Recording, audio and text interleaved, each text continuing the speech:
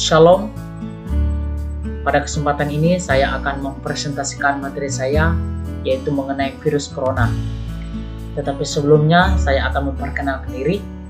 Perkenalkan, nama saya Edi, saya kuliah di Sekolah Tinggi Agama Kristen Abdul Cenah Pontianak, mengambil prodi teologi, dan sekarang saya duduk di semester 5. Mengenai virus corona, ada beberapa hal yang akan saya bahas di sini.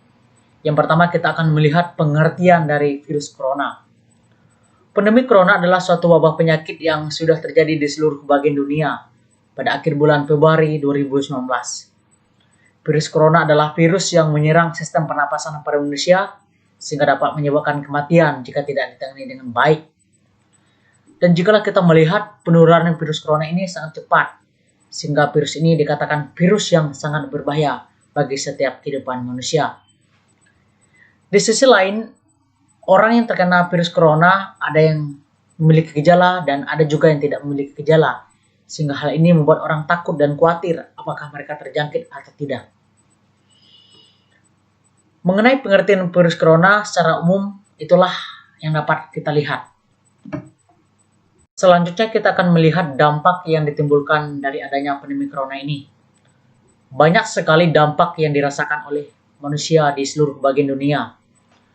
Dan jika kita melihat dampak tersebut bisa dilihat dari sektor ekonomi, sosial, sumber daya manusia, bahkan banyak sekali korban jiwa yang dikorbankan dari virus corona ini.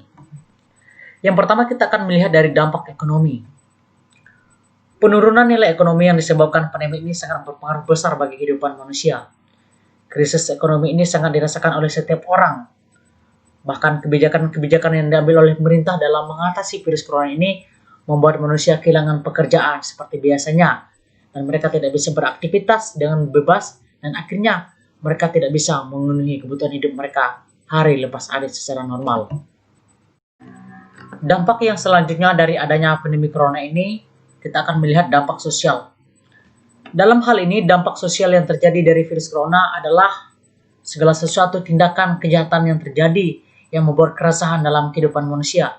Sebagai contoh, ketika manusia tidak bisa memenuhi kebutuhan hidup mereka hari lepas hari, mereka menghalalkan segala cara dan akhirnya mereka melakukan tindakan kejahatan seperti pencurian, perampokan, begal, pembunuhan, korupsi, bahkan tindakan lainnya. Apapun hal itu yang bisa memenuhi kebutuhan hidup mereka, dan itu membuat kehidupan manusia tidak tenang. Dan akhirnya kehidupan manusia terpengaruh oleh ekonomi. Dan hal ini membuat keterkaitan bagaimana dampak ekonomi itu sebenarnya berpengaruh besar bagi dampak yang lainnya. Selain dampak sosial, ada dampak lain yang sangat luar biasa dirasakan semua orang yang mengalami pengaruh dari virus corona ini. Dampak tersebut yaitu dampak sumber daya manusia. Dampak yang dirasakan dari segi sumber daya manusia adalah seperti dalam pendidikan. Demi menghindari terjangkitnya virus corona, maka salah satu tindakan yang dilakukan oleh pemerintah dengan mengadakan proses pendidikan secara online. Dan hal ini membuat suatu pro dan kontra bagi kehidupan manusia. Kenapa saya katakan demikian? Karena banyak sekali efek samping yang diakibatkan dari adanya pendidikan online. Dan hal ini membuat kualitas sumber daya manusia akan menurun. Kenapa saya katakan demikian? Sebagai contoh, ketika anak SD masuk sekolah, mereka tidak tatap muka. Mereka hanya diberikan tugas oleh guru dan akhirnya diserahkan ke sekolah.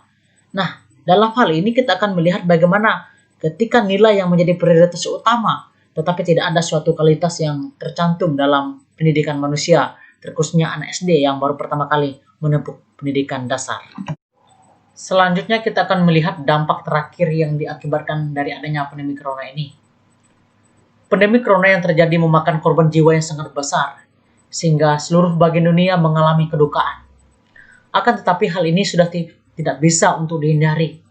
Segala sesuatu usaha yang dilakukan untuk mengatasi semakin bertambahnya korban jiwa yang terjadi sudah tidak memadai lagi.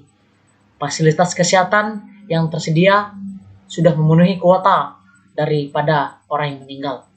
Dan selanjutnya, tenaga medis juga sudah kewalahan dalam mengatasi pasien yang sangat banyak. Dan hal ini membuat kematian korban jiwa semakin bertambah. Dalam menghadapi keadaan seperti ini, tentunya kita khawatir, kita takut, kita cemas. Tetapi jangan sampai ketakutan kita membuat kita tidak bisa berbuat apa-apa. Kita ikuti protokol kesehatan, jaga jarak, cuci tangan, jauhi keramaian, dan segala sesuatu yang dianjurkan oleh pemerintah kita taati, kita ikuti dengan baik, sehingga kita bisa terhindar dari virus corona. Dan kita harus bijak dalam hal ini.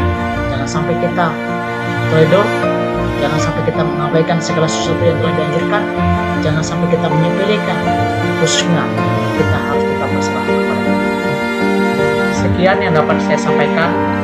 Mohon maaf atas keterbatasan materi yang saya sajikan. Semoga apa yang telah saya jelaskan itu semua boleh bermanfaat dalam setiap kehidupan kita. Terkhususnya kita boleh terhindar dari virus corona, kita boleh sehat selalu, kita dalam perlindungan Tuhan, kita bersyukur kita ada hingga hari ini. Itu semua bukan karena hebat dan kuat kita, tetapi ada penyertaan Tuhan dalam setiap kehidupan kita. Sekian dan terima kasih.